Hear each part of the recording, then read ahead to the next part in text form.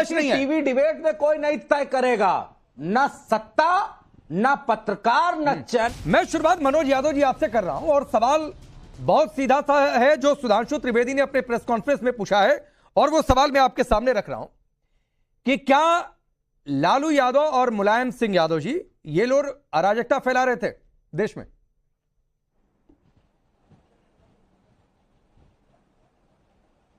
नहीं, बिल्कुल। इमरजेंसी के दौरान देश में जो हालात थे उन हालात के बारे में सबको पता है।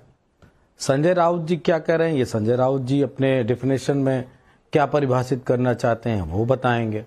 समाजवादी पार्टी ने इमरजेंसी में जो कमियां थीं, जो जातियां थीं, जो सरकार के द्वारा गलत नीतियां थी, या उसके परिप्रेक्ष्य में जो जनता का जो रिएक्शन था, उस सबको बहुत बारीकी से समाजवादी पार्टी ने और समाजवादी विचारधारा के लोगों ने उसकी लड़ाई जायज तरीके से लड़ी है।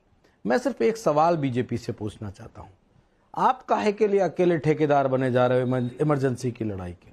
अकेले थे आप कितनी हैसियत में उस वक्त?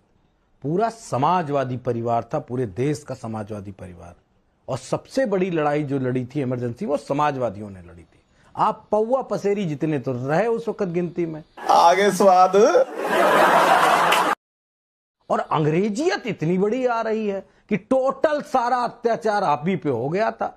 दरअसल में जो नाकारे निकम्मे टाइप के सत्ता में लोग सत्ता प्राप्ति कर लेते हैं, वो सिर्फ दूसरों की कमियां गिनाया करते हैं। अपने जितना भी शासनकाल रहता है वो अपने काम की बात नहीं करेंगे। नहीं, मनोज यादव जी बताएंगे मनोज यादव जी 10 साल में इस देश की सारी संस्थाओं को कैसे आपने बोला, आपने लड़ाई लड़ी, बिल्कुल इतिहास में किसका क्या योगदान रहा वो सबको ही जानता है, लेकिन इमरजेंसी जिसने लगाई उसके साथ आपने गठबंधन किया है।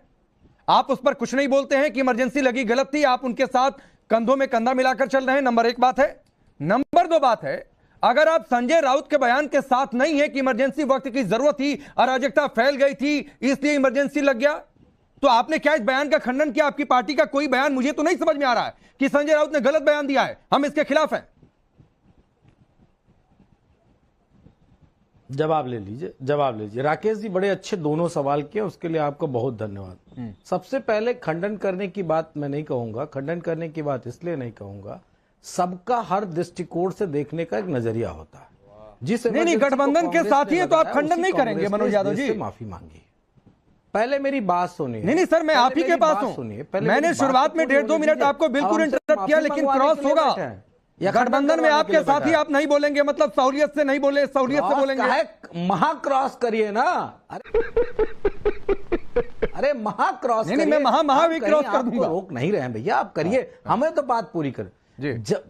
हाँ बिल्कुल राकेश जी, आप कर सकते हैं, आपको अधिकार है, राइट है। लेकिन आप ये बताइए, जिसने अपने किए गए कामों के बारे में जनता से माफी मांगी हो, जनता ने उसको कई बार सत्ता में स्थापित किया हो, तो उस पे कौन सी राजनीति? इसको कहते हैं बेहयाई, इसको कहते हैं बेशर्मी, इसको कहते हैं ना काम करने वाले लोगों का टोला।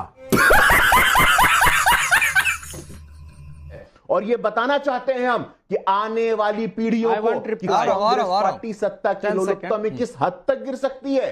कांग्रेस पार्टी के जितने साथी हैं, कांग्रेस पार्टी के जितने सत्ता लोलुपता, सत्ता के चाटुकार साथी हैं, वो किस हद तक गिर सकते हैं। एक परिवार का महिमा मंडन, Indira is India, India is Indira, ये कहा गया था। समाजवादी पार्टी में Yadav is Samajwadi party, Akhilesh Yadav is Samajwadi party, Samajwadi party से अखिलेश यादव। इस देश को एक व्यक्ति, एक परिवार के सामंतवाद से बाहर निकालना है। और दोबारा गुरु जी, आपकी इस बात पर रिप्लाई करना चाहते हैं मनोज यादव जी, और मैं उसमें एक चीज ऐड कर देता हूं मनोज जी, कि सत्ता वाली बात है, इसीलिए शायद आपको शिवसेना में भी अच्छाई नजर आ रही है, उद्धव गुट वाले दल में, इसीलिए आप संजय राउत की खुलकर आलोचना नहीं कर पा रहे। आप कह रहे हैं उनका बयान है, वो जाने।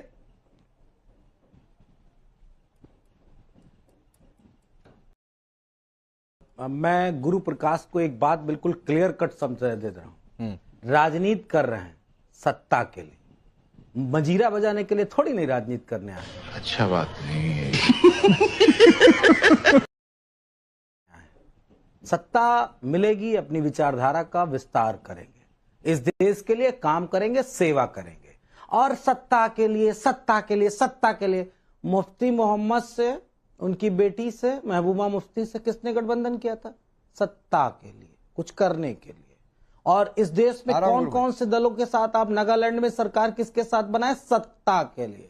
इसलिए ये सत्ता का ज्ञान मनोज यादव समाजवादियों को मत बताया करो कितने निचले स्तर तक। हम तो संविधान की लड़ाई के लिए आए और मुझे इमरजेंसी के बारे में मत बताना। मैं लोकतंत्र रक्षक सेनानी का बेटा हूं। उस इमरजेंसी में मेरे फादर भी जेल में रहे 6 महीने तक। राकेश जी, हम किसी के साथ भी जा सकते हैं, ये भारतीय। तो सर आप किसी के साथ जा सकते हैं, ये कहिए, ये मत कहिए कि विचारधारा की बात है। प्लीज नहीं, विचारधारा वाली दुहाई मत दीजिए, वरना आपका शिवसेना का कोई मैच नहीं है। टीवी डिबेट में कोई नहीं तय करेगा, न सत्ता, न पत्रकार, न चैनल।